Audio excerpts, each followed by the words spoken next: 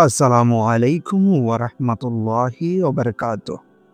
হয়তো আজ আপনি ভাবছেন যে আমি আর পারছি না। এত বছর ধরে চেষ্টা করেছি, দোয়াও করেছি, ধৈর্যও ধরেছি। কিন্তু কিছুই যে বদলাচ্ছে না। হয়তো আপনি এখনই ক্লান্ত মনে হচ্ছে। ধৈর্যের সীমা পার হয়ে গেছে। মনে হচ্ছে আর যে সম্ভবই না। কিন্তু থামুন। যদি আমি বলি আপনার ধৈর্যের সময় প্রায় শেষ, আর আল্লাহর পক্ষ থেকে এক মহা সুখবর আপনার দিকে ধেয়ে আসছে। ধৈর্য শুধু অপেক্ষা নয়, ধৈর্য হলো আল্লাহর পরিকল্পনা রাস্তা রাখা। আল্লাহ তাআলা কোরআনুল কারিমে বলেন, নিশ্চয় আল্লাহ ধৈর্যশীলদের সাথে আছেন। কিন্তু প্রশ্ন হলো কতদিন? কতদিন সেই পরীক্ষা চলবে? সুখবর কবে আসবে? ভাবুন তো, আপনি যদি আজ জানতেন যে আগামীকালই আপনার দোয়া কবুল হবে, আপনার মনোভাব কি বদলাতো না? আল্লাহ যখন কারো ধৈর্যের সময় শেষ করতে চলেন, তখন প্রথমেই তিনি আভাস দেন। ইয়াকুব আলাইহিস সালাম কত বছর ধৈর্য ধরেছিলেন, কিন্তু শেষের দিকে লক্ষণগুলো দেখা দিতে শুরু করেছিল। আপনি কি জানেন, সুখবর আসার আগে আল্লাহ কিছু বিশেষ লক্ষণ আপনার জীবনে পাঠান? যদি বলি এই মুহূর্তে আপনার জীবনে এমন ৫টি আলামত দেখা দিতে শুরু করেছে, যা প্রমাণ করে আল্লাহর পক্ষ থেকে সুখবর আপনার দরজায় কড়া নাড়ছে। আপনি কি শুনতে প্রস্তুত? জীবনের কঠিন সময়গুলোতে ধৈর্য আমাদের সবচেয়ে বড় হাতিয়ার। কিন্তু যখন আল্লাহ দেখেন আপনি পরীক্ষায় উত্তীর্ণ হয়েছেন, তখন তিনি নিজেই সুখবর পাঠান। আজ আমি আপনাদেরকে সেই ৫টি লক্ষণই বলব, যা ইঙ্গিত দেয় আপনার ধৈর্যের সময় শেষ আর রহমতের সময় শুরু। আপনি কি জানেন, অনেক সময় সুখবর আসার আগে জীবন সবচেয়ে অন্ধকার হয়ে যায়, ঠিক যেমন ভোর হওয়ার আগে রাত সবচেয়ে গভীর হয়। তো চলুন আমরা প্রথম লক্ষণ দিয়েই শুরু করি। কিন্তু মনে রাখবেন, প্রতিটি লক্ষণ একে অপরের সাথে সংযুক্ত, তাই শেষ পর্যন্ত মনোযোগ হারাবেন না। প্রথম লক্ষণ, আপনার ভেতরে অদ্ভুত এক শান্তি নেমে আসা। আগে যা আপনাকে ভেঙে দিত, এখন সেটাই আপনাকে শক্ত করে তোলে। আল্লাহ কোরআনে বলেছেন, অবশ্যই আল্লাহর স্মরণেই অন্তর শান্তি পায়। যখন ধৈর্যের সময় শেষের দিকে যায়, আল্লাহ আপনার অন্তরে এই প্রশান্তি বসিয়ে দেন, যেন আপনি আসন্ন সুখবরের জন্য প্রস্তুত থাকেন। এক বোন বছরের পর বছর সন্তান চান, কিন্তু শেষ সময়ে তার দোয়া আরও দৃঢ় হয় এবং মন শান্ত হয়ে যায়। কিছুদিন পরই আল্লাহ তাকে সন্তানের মুখ দেন। আপনি অনেক কষ্টে আছেন, কিন্তু হঠাৎ মন শান্ত লাগতে শুরু করে, যেন ভেতরে একটু অদ্ভুত প্রশান্তি চলে আসে। এটি আল্লাহর রহমতেরই সাইন, কারণ নিশ্চয় আল্লাহ তার বান্দার অন্তরে প্রশান্তি নাজিল করেন। দেখুন তো এই প্রশান্তি আপনার জীবনেও আসছে কিনা। দ্বিতীয় লক্ষণ, পুরনো দরজা বন্ধ হয়ে নতুন দরজা খুলতে শুরু করা।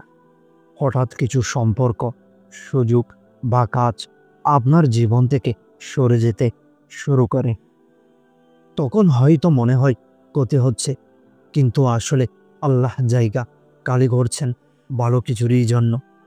আপনি কি খেয়াল করেছেন, কখনো কখনো আল্লাহ আপনাকে এক ধাপ উপরে তুলতে চান বলেই এমন জায়গা থেকে সরিয়ে দেন, যেখানে আপনি আটকে ছিলেন। পবিত্র কোরআনে আল্লাহ তাআলা বলেন, অবশ্যই আল্লাহ জানে আর তোমরা জানো না। আপনি ভেবেছিলেন সবই শেষ, কিন্তু হঠাৎ কিছু পথ খুলতে শুরু করে। যেমন আগে যেই কাজটা আটকে ছিল, হঠাৎ অনুমতি মিলে যাওয়া, মানুষের সাহায্য পাওয়া, নতুন সুযোগ দেখা দেওয়া। কোরআনুল কারিমে আল্লাহ তাআলা বলেন, যে আল্লাহকে ভয় করে, আল্লাহ তার জন্য বের হওয়ার রাস্তা করে দেবেন।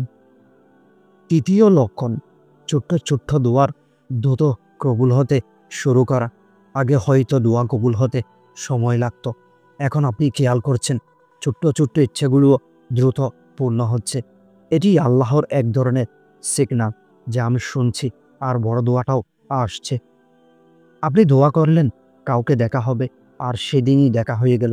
আপনি যেটা দোয়া করেছিলেন সেটার সাথে মিল থাকা কিছু ঘটতে শুরু করে। যেমন ঠিক চাকরির জন্য দোয়া করেছেন, হঠাৎ একই ক্ষেত্রে কারোর সাথে দেখা হয়ে যাওয়া। এগুলো কাকতালীয় নয়, এগুলো আল্লাহরই ইঙ্গিত। চতুর্থ লক্ষণ, অন্তরে নতুন এক আশা ও শক্তি তৈরি হওয়া। আপনার ভেতরে যেন নতুন এক এনার্জি আসা, হতাশার জায়গা থেকে উঠে আসেন। এটি কি কখনো আপনার সাথে হয়েছে? আপনি হঠাৎই বুঝলেন, আরে আমি তো পারব। হাদিসে রাসূল করিম সাল্লাল্লাহু আলাইহি ওয়াসাল্লাম বলেছেন, মুমিনের অবস্থা বিস্ময়কর। কষ্টে ধৈর্য ধরে, ভালোতে শুকরিয়া দেয়, আর এই দুটোই তার জন্য কল্যাণকর। সাধারণত কষ্ট মানুষকে ভেঙে দেয়, কিন্তু এখানে উল্টো। কষ্টের মাঝেও আপনার নামাজে মনোযোগ বাড়ছে, কোরআন পড়া বাড়ছে। আল্লাহ আপনার হৃদয়কে প্রস্তুত করছেন সুখবর গ্রহণের জন্য। পঞ্চম লক্ষণ, বারবার কোরআন, নামাজ বা দোয়ার দিকে টেনে নেওয়া। আল্লাহ যখন সুখবর দিতে চান তখন আপনাকে তার দিকে আরও বেশি টেনে আনেন। আপনার অন্তরে নামাজে মন বসে, কোরআন পড়তে ইচ্ছা হয়। যাকে আল্লাহ হিদায়াত দিতে চান তার অন্তর ইসলাম গ্রহণে প্রসারিত করে দেন। আপনি বুঝতে শুরু করেন, আগের সব কষ্ট আসলে আজকের সুখবরের প্রস্তুতি ছিল।